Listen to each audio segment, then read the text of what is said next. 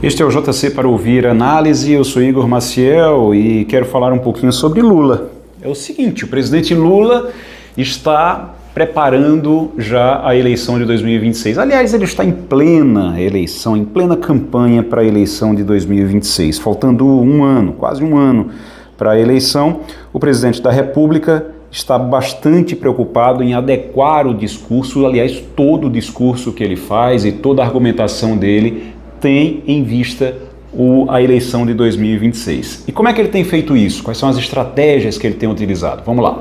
São três estratégias principais. Na verdade, são 3 pontos de uma estratégia principal. Que pontos são esses? O primeiro deles é que Lula precisa se colocar como alguém do povo e alguém que trabalha pelo bem do povo e pela melhoria de vida da população. Então, esse é o discurso principal. Lula é o povo e o povo é Lula. É isso que ele quer vender o tempo todo. Então, todo o discurso de Lula, se você pegar nas redes sociais, se pegar nas entrevistas que ele dá para a imprensa, todo o discurso do Lula é referente a ele ser o povo e ele estar com o povo. Como é que ele faz isso? O tempo todo utilizando os programas sociais. Então, ele fala dos programas sociais todo o tempo, lança novos programas sociais, praticamente um por semana, sempre prometendo investimentos nesses programas e sempre reforçando o discurso de que precisa tirar o povo da pobreza, que precisa tirar as pessoas da pobreza. Isso tem sido feito com muita frequência, mais do que o habitual. E olha que é hábito do Lula falar nesse tom, mas muito mais do que o habitual, ele tem feito isso. Tem o programa do gás, tem o pé de meia, tem a isenção do imposto de renda, tem Minha Casa Minha Vida, tem Bolsa Família, tudo isso ele tem utilizado, ou lançando novos programas, ou apresentando investimentos para os que já existem, e sempre com essa discussão. E aí, além disso, você tem também o segundo ponto dessa estratégia. Qual é o segundo ponto dessa estratégia?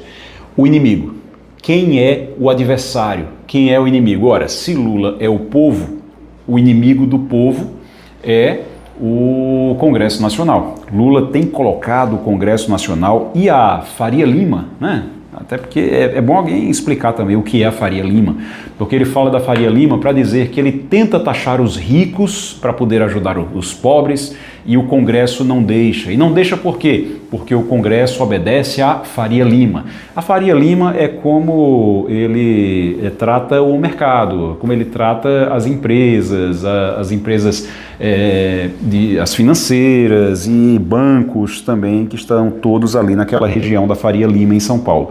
Então, da Avenida Faria Lima em São Paulo. Então, o Lula, ele tem utilizado esse discurso o tempo todo.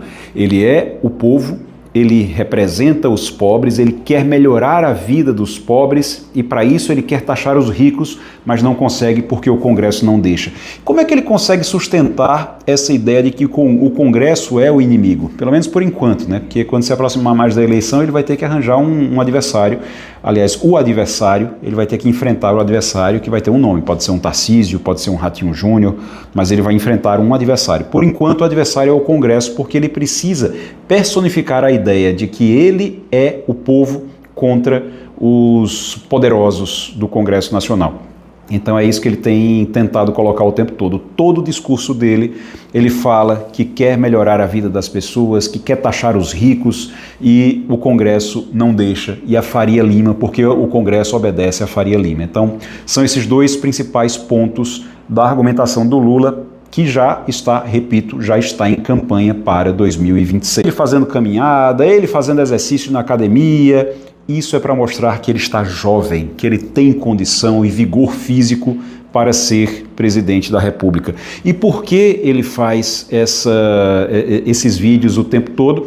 Porque o Lula, ele está com 80 anos, ele vai ter mais de 80 anos, bem mais de 80 anos já até o final de um novo mandato, de um 4º mandato, e um dos argumentos que com certeza vão utilizar sobre ele na eleição de 2026 é que ele já não tem mais condição de governar, que ele já está muito velho. vão utilizar isso, com certeza, os adversários, e ele já está se preparando, tentando mostrar vigor físico, mostrar que está fazendo exercício, que faz academia, exatamente para tentar acabar, tentar anular esse discurso contra ele em 2026. Agora, qual é o grande problema disso e por que é que a gente precisa começar a discutir, voltar a discutir com mais força o fim da reeleição? Nós temos um Brasil, um país que está numa situação bem complicada, numa situação com taxa de juros de 15%, com inflação, apesar de controlada, uma inflação dos alimentos, ela está um pouco mais alta do que o normal e as pessoas têm reclamado disso bastante. Você tem inflação de alimentos, você tem uma taxa de juros alta, você tem uma estagnação da economia, uma possibilidade de estagnação da economia por conta dessa taxa de juros, você tem uma perspectiva de que um pessimismo mesmo com o emprego, com o setor de empregos para o próximo ano, para os próximos 6 meses. A gente tem pesquisa sobre isso, inclusive uma pesquisa da FGV mostra que 33%, mais de 30% da população está pessimista em relação ao emprego nos próximos 6 meses. Você tem uma informalidade cada vez maior no emprego, as pessoas fugindo de CLT, fugindo do emprego formal, tem uma dificuldade na produtividade do Brasil. E no meio disso tudo, o presidente da República está em campanha para a sua própria reeleição com 1 ano de antecedência. Então, 1 ano de antecedência e o presidente da República, com todos esses problemas que o Brasil tem, está na campanha para a reeleição, para o 4º mandato dele. É algo que precisa ser revisto na política brasileira e a reeleição precisa acabar. É isso, JC para ouvir análise. A gente de segunda a sexta, a gente está aqui trazendo informações e uma análise para você dos assuntos do dia a dia, da semana, de Pernambuco, do Brasil e do mundo. Agradeço sua audiência, um grande abraço, até amanhã. Tchau, tchau.